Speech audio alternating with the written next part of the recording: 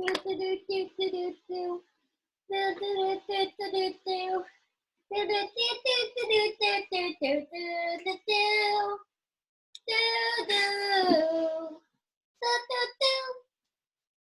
to our show, the Tell Us What You Know show.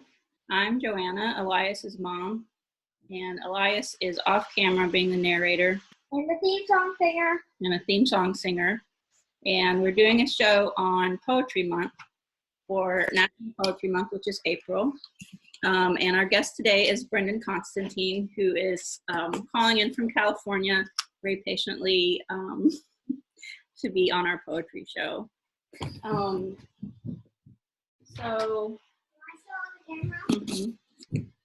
So we're gonna ask him.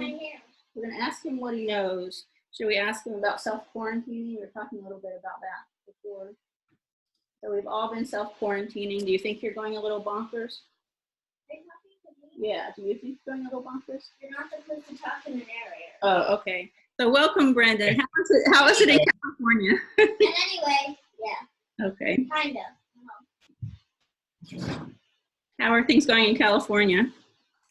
Pretty good. We've got a nice sunny day today, and just like where you are in North Carolina, folks are mostly staying indoors and trying to find creative ways to pass the time. But it's a pretty day here. Oh, that's nice. It's a pretty day here too. I feel like we should have gotten out more than we did. We're going to go for a walk after this. Yeah, I think I'm going to try that too. Yeah, I think that would be helpful.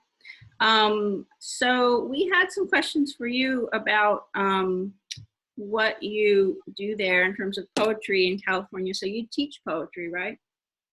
I sure do. I teach poetry to young people and middle-aged people and even to very old people. I teach poetry to anybody that'll stand still. Okay. How young is the youngest of the people you teach poetry to?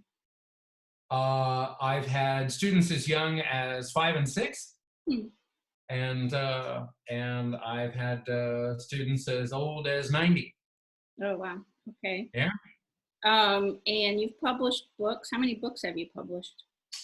5 what we call full-length books, which is a book that has 50 pages or more. But I've also done like 8 or 9 much smaller books, what we call a chapbook, thin books like this. Okay, nice. What is that one called? This one is called Employee of the Moth. It should be Employee of the Month, but the N has dropped out and made the word moth. Okay. I have a couple of your other books here. Dementia. Oh, yeah. Is that that's your newest one, right? It's my newest full-length collection, yeah.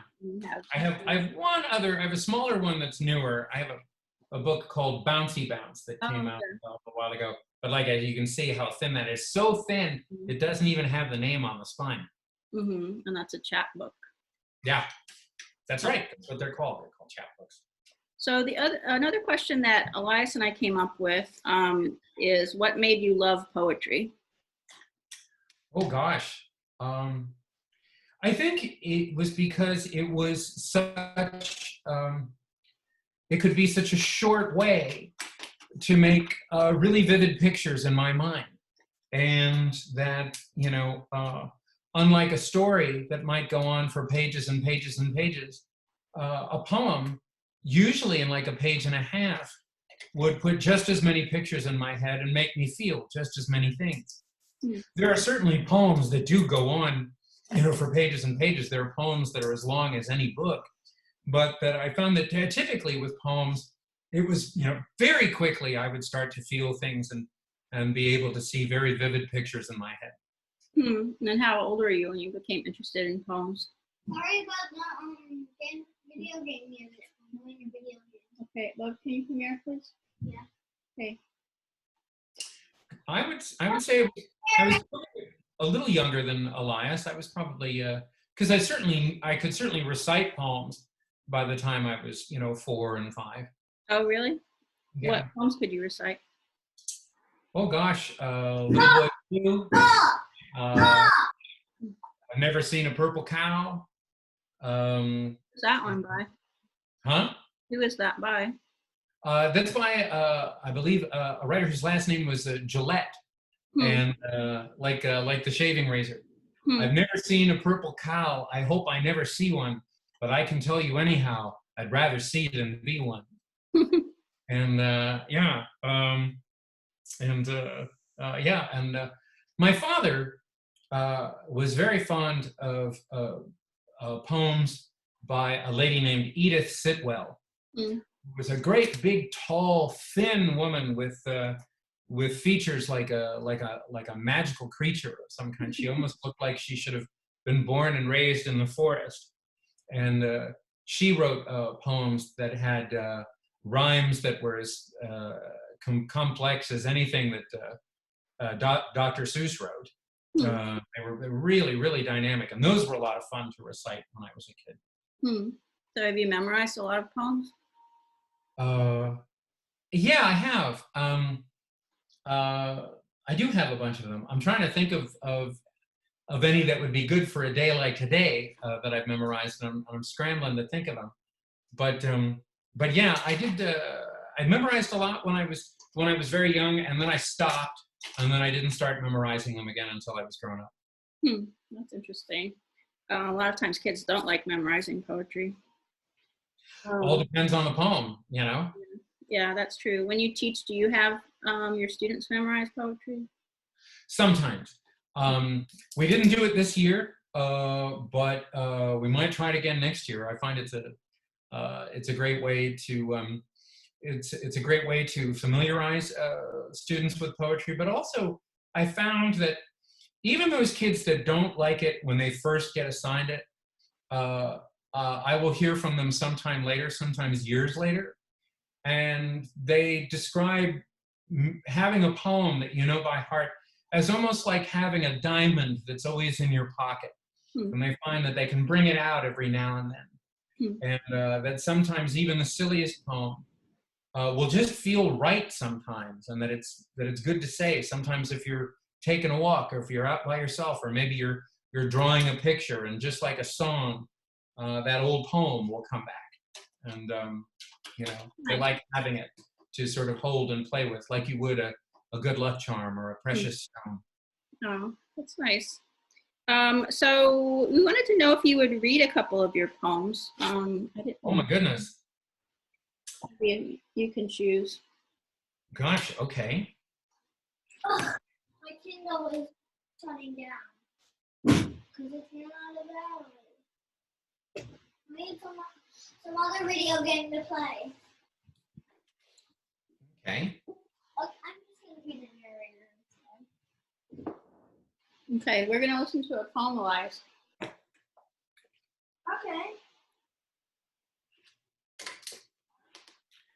Okay, this one ends on a dream. It's very short. But sometimes I like to ask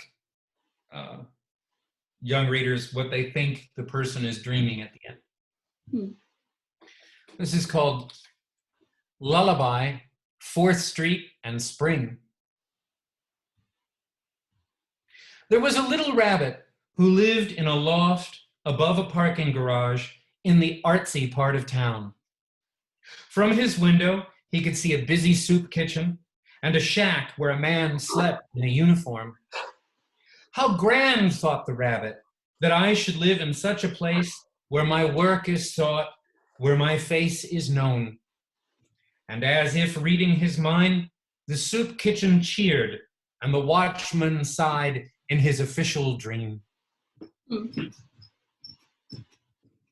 What do we think the night watchman might be dreaming in his little shack? That's funny. When you read it, I thought, is the night watchman dreaming, or is the rabbit dreaming? And the night watchman is sighing in the rabbit's dream. Oh, gosh. Okay. But it's the night watchman's official dream. What do you think a night watchman would dream about, Elias? He's thinking. Are we bouncing? He's bouncing on his trampoline and thinking. Stuff about a night watchman, or whatever they're called. What? Stuff about whatever they're called. What night watchmen do? Yeah. That would be like a safety, like a patrolling guard person. Uh-huh. So- And then something bad happens. And, We're good. and that's what he'd be dreaming about? Yeah. So he'd be at his job dreaming about his job? Yeah. And then something good or bad would happen in his dream. Okay. Do you think in this poem he's dreaming something good or bad? I don't know. Okay. Let's finish the poem to find out. He already finished it. What was the end of it again? The poem ends with the rabbit is saying how grateful he is that he gets to live where he does and gets to be a famous rabbit. And the last part of the poem says, and as if reading his mind, the soup kitchen cheered and the watchman sighed in his official dream. The soup kitchen cheered? Mm-hmm. The people in the soup kitchen? Do you know what a soup kitchen is, though? No. That's like where you can go for free food if you need food. The people in the kitchen cheered? Was it the people in the kitchen or the kitchen itself, Elias says? Oh, it's the people in the kitchen. Okay. Oh, that makes more sense. And then a night watchman sighed from his official dream. It sounds like he's having a satisfying dream. Yeah. Here's a poem that's mostly interested in just the sounds of words. So stuff's going to happen, but the words are going to come in sometimes in the wrong order. This is one of the questions. We're listening to a poem. Can we listen to this one? No. And then we'll read our own. No. Okay. I want a tribal message. Okay, let's listen to the poem. Ready? Yeah. Okay. Okay. Have you ever heard of going snowblind? No, or is that when you stop being able to see because there's too much white? That's right. Sometimes people, when they're out in the snow, if they've been looking at the snow too long, without their knowing it, they will actually start to go a little blind because the brightness of the snow starts to print on their eyes, just like when you stare into a bright light bulb and you can see it afterwards, making a color in your vision. Sometimes that happens to people who've been out in the snow too long. So this poem is called Snowblind. Tuesday, you were falling, wetly Tuesday. Tuesday, you were falling wetly. And you heard those horns, and those horns were gold like gold horns. And those horns you gold were falling wetly. And the boy who helped with helped hands, gold horns falling wetly. And you saw the boy with gold wetly arms, who without gold, without horns, was without wetly falling gold, fell with you. What does that mean? That's always a good question at the end of any poem. What does that mean? Well, this was a poem that was more just having fun with the sounds of the words and seeing whether or not, even if you were sort of talking a kind of nonsense and putting the words in the wrong order, whether or not you could still feel something, whether or not you could still get a sense of the poem moving and there being interesting things to see and think about. And then, of course, all the falling at the end. I was hoping that maybe the poem would just sort of tumble. And you can see how it sort of spills out there. And it starts real small, and then it just tumble until we're falling down. The lines get longer. I was wondering if the you is the snow, or if it's a person being described as the snow. Wow, that's a great question. When I wrote it, I was thinking that I was writing to a person, but I never thought of it that way. That's a really good way to think about it, though. Sometimes I think a good poem, will work that way. It will give you a bunch of different ways to think about it. A man named T.S. Eliot said that sometimes the mark of a good poem is whether or not it communicates before it is understood. Does that make sense? No. It might give you a feeling or like an idea of something before you fully have understood all the words. Mhm. So our next That's, question. I was going to say, has Shel Silverstein Mhm. ever managed to make you feel something before? Before you understood it. Have you ever done that, Bub? No. You haven't? No. Oh my goodness. So our next question, do you want to read it? No. Yeah. Okay. Can we each read a poem, something That we like. that we like? Yeah. Did you pick yours yet? No. Okay. Yeah. Mm-hmm. We were going to each read a poem that we like. Did you have a poem by someone else that you like that you'd like to read? Yeah, I was trying to make a decision. I have one that's kind of dense and has lots of pictures in it. It's from this book called Read to the Rhine by a man named Stan Rice. But I was also thinking of this book, which is a fun book that's out of print, but you can still get it. It's called Some Haystacks Don't Even Have Any Needle. And it's a combination of poems by different people and also paintings and artwork. So you'd have, you know, like a painting by Miro right next to a poem by Kenneth Patchen.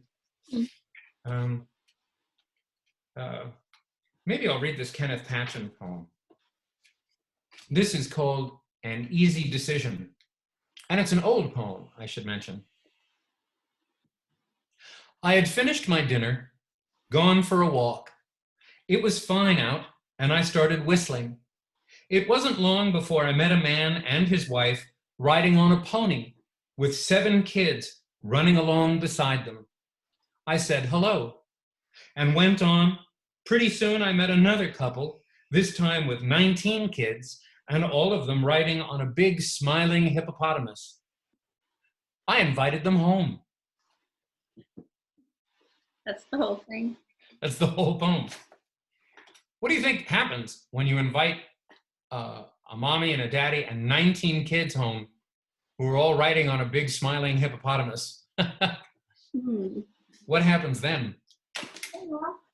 It reminds me of the old woman who lived in the shoe who had so many children she didn't know what to do. I have my thing. You have your poem? Yeah. Oh, great. Do you want to read it? Do you want to show the picture first or read it? No, you read it. You want me to read it? Yeah. I thought we were each going to read We one. both like it. Oh, which one is it? It's this one. And this one. You want both of these? Uh-huh. Okay. Well, I read this book. You're going to read and listen at the same time? Elias often likes to do more than one thing at the same time. I like to multitask. When you were in preschool, can I tell this story Miss Byrne told me? No. It's just the idea that sometimes you'd seem like you weren't listening, and then later you would say what they had been talking about. It's like you were always listening, even if you were doing something else at the edge of the group. That's pretty impressive. That's kind of his MO. So this is from Falling Up by Shel Silverstein, and Elias wanted me to read Screamin' Millie and Tattooin' Ruth. Wow. So the first one, Screamin' Millie. Millie McDevitt screamed a scream so loud it made her eyebrows steam. She screamed so loud her jawbone broke, her tongue caught fire, her nostrils smoked, her eyeballs boiled and then popped out, her ears flew north, her nose went south, her teeth flew out, her voice was wrecked, her head went sailing off her neck, over the hillside, crossed the stream, into the skies it chased the scream. And that's what happened to Millie McDevitt. At least I hope all you screamers believe it. All you screamers. Do you think that would happen to you if you screamed too loud? No. Do you want me to read Tattooin' Ruth? Are you trying to test it? Careful, don't have your head sail off your neck. Oh my gosh. Do you want to read this one or do you want to read this one? You read it. Bird, bird, Okay. bird, bird. Burp, burp, burp, burp, burp, burp, Do you burp. want to read that whole one? No. He's reading a poem called Burp, but he's only reading the appearance of the word burp in every line and not the whole poem. All right, so this is Tattoo and Ruth. Here's what the picture looks like again. Pickled snake, chicken beef on rye, Oh gosh. Okay. snails, assorted monkey lips, a bowl of curdled turtle tails, a dish of hippo chips, weasel cheese, rhinoceros tofu, a cup of plankton pudding, garlic curry kangaroos, quart of onion ice cream, and slice of pumpkin pie. Now you started a different one. What's that one called? My tummy's tasting terrible. Tanya's Because tasting. he ate all that stuff. Tanya's tasting terrible. Yeah. Okay, here's Tattoo and Ruth. Collars are choking, pants are expensive, jackets are itchy and hot. So Tattoo and Ruth tattooed me a suit. Now folks think I'm dressed when I'm not. Nah. A lot of his rhymes, but not all of them. Do you think poems always have to rhyme? No. I think they always have to sound nice. Oh, nice. Yeah, that's a good idea. You don't have to rhyme it, you have to sound nice. One puree. Okay. Oh, hooray. Do you want to read one? No!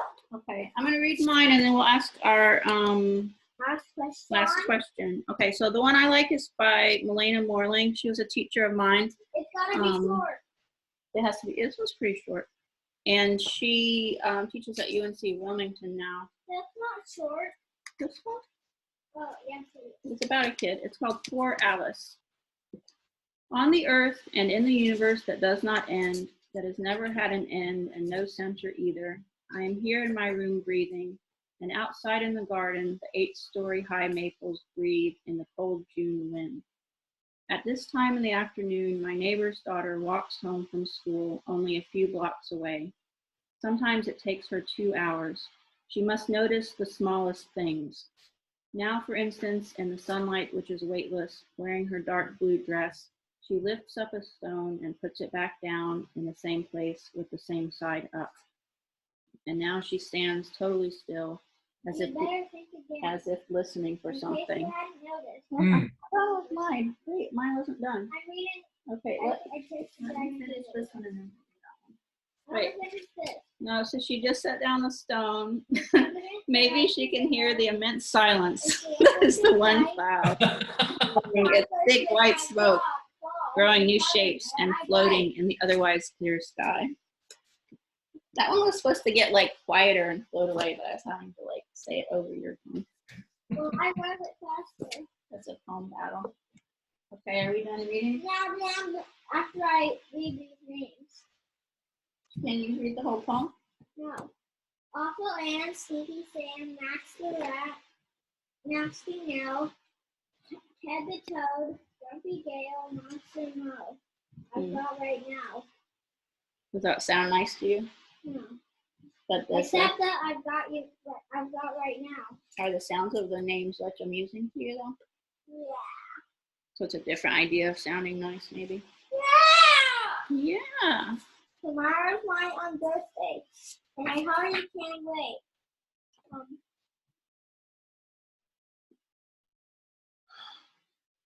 My friends enjoy them too. We love to play on birthday games. I always win a few. I love on birthday presents. They fill me with delight. I love my grand on birthday cakes and savor every bite. Tomorrow's my birthday. I'm overjoyed. Hooray!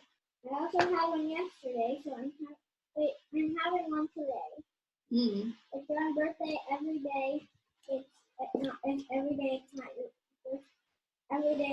real birthday. So how many unbirthdays did you have in a year?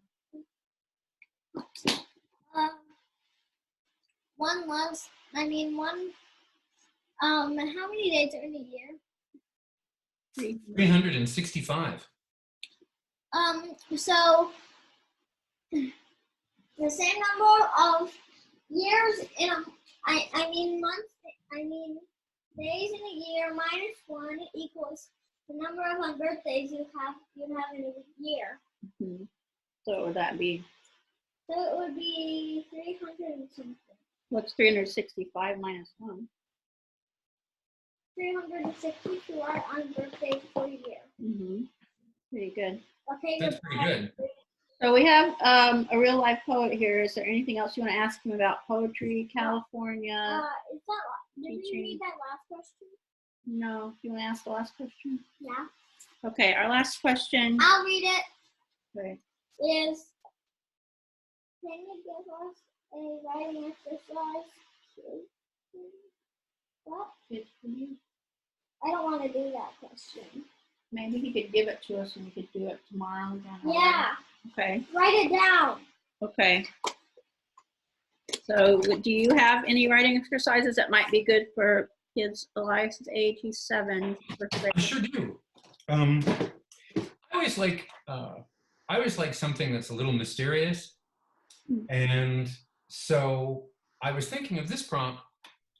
Think of something that you like to do that's fun, that's a real activity. It could be bouncing on your trampoline. It could be drawing a picture. Could be anything that you like to do. You might even want to write down 2 or 3 that you like. Hanging out in mom's car and bouncing. But here's the thing: is those are good choices. I would pick one, and I would try to write a poem about it, but you have to start the poem in the middle of doing what it is you like. Instead of starting at the beginning and telling us about it and why you like it, start us in the middle. So like if it was going to be bouncing, start the poem while you're in the air and still in mid-bounce. And then tell us what happens next. And then through that, maybe be able to tell us why you like it. If it's about drawing a picture, then tell me about it when you're in the middle of drawing the picture. And don't explain how you got there. Don't explain how it started. Just go from that point on and see if it works. I need to tell Siri something for the beginning of our example for the beginning of my poem. Play spy music. You want it? Spy music? Play instrumental suspicious music. He said he needs instrumental suspicious music. Gosh. Nope. So is that, how do you know when you're done? You just start in the middle and then you keep writing and see if you get to a sense of why you like it? Yeah, now there's different ways to try it. One way, and this one can be kind of tricky, is that you try to write a poem about this thing you like to do, starting in the middle. Play something.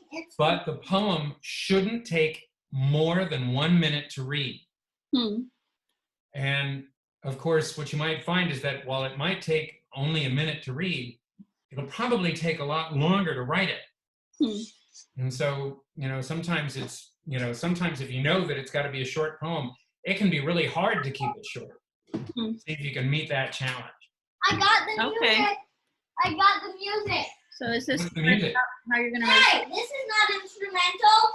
Why do you need instrumental Play music? something instrumental. Elias, is this supposed to help you with your poem? Oh. It's supposed to be mysterious. Oh, he needs mysterious music for his poem for some reason. Mysterious? Well, it's a mysterious poem because you're starting in the middle. Just like if you were going into a movie in the middle of it, or opening a novel by just opening the book in the middle and starting to read. This kind of sounds mysterious. Okay. So do you want to say goodbye to Brendan and then we can do our writing? Anything else you want to say or ask? I'm going to do an example of the starting of my poem. You're going to what? I'm going to do an example of the starting of my poem. An example of the starting of your poem? Yeah. I was dead down. And I started running away for some reason. What is the beginning? I was in mid-bounce, like I am now, except not holding onto the rail, and then I started to float away. Oh, nice. Okay. That's kind of mysterious. It'll be mysterious for the reader. Gravity. Is this going to be a spoken word? And then I put on a spacesuit for some reason. Because I was going to float away. Look at you bouncing. Is that the beginning of your poem, or is that the whole poem? That's kind of the beginning. Oh, It's the whole poem until I can think of something else. okay. So we can write that down and then you can read more. Yeah, let's see where it goes. Okay, cool. Bounce, All bounce. right, well, let's say goodbye to Mr. Constantine so he can get back to his California poetry life. But, love you. Well, thank you. Well, Having me today. Yeah, thank you for being here. That was okay. that was really interesting. We appreciate it. I look forward to hearing your poem. Okay, thanks so much. We'll send it to you. All right. Bye. Bye. Bye.